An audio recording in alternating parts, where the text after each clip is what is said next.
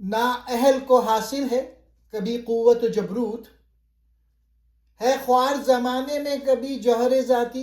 اس شعر میں علامہ اقبال زمانے کی ایک تلخ حقیقت کی عکاسی کرتے ہیں۔ ان میں وہ معاشرتی بگاڑ کی نشاندہی کر رہے ہیں جہاں میرٹ اور قابلیت کی جگہ جبر اور نااہلی لے لیتی ہے۔ نااہل کے پاس کبھی کبھار بڑی طاقت، رعب اور دبدبہ آ جاتا ہے۔ یعنی دنیا کے نظام میں ایسا ہوتا ہے کہ اقتدار اور قوت ان لوگوں کے ہاتھ میں چلی جاتی ہے جو اس کے لائق نہیں ہوتے۔ دوسرے مصرعے میں اقبال کہتے ہیں وہ لوگ جو واقعی باصلاحیت اور صاحب کردار ہیں انہیں وہ مقام نہیں ملتا جس کے وہ حقدار ہیں۔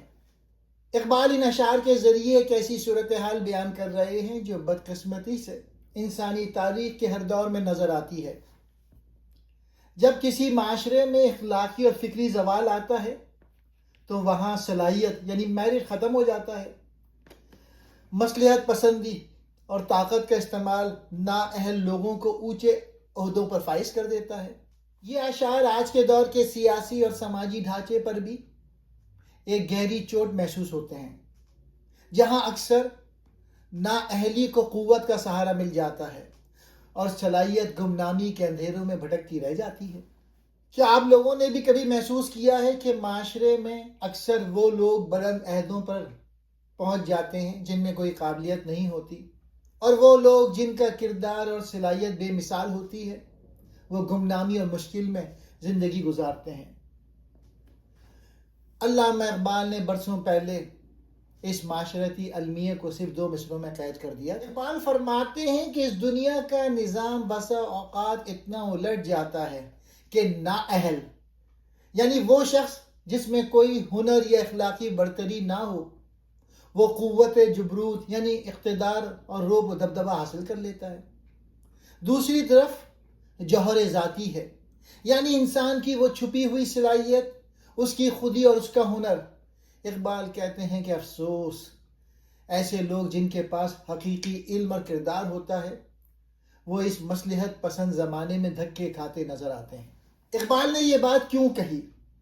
اقبال کے دور میں بھی اور آج بھی ہم دیکھتے ہیں کہ نظام قدرت تو عدل پہ مبنی ہے، لیکن انسانی معاشرہ جب زوال کا شکار ہوتا ہے تو میرٹ کا قتل عام ہوتا ہے۔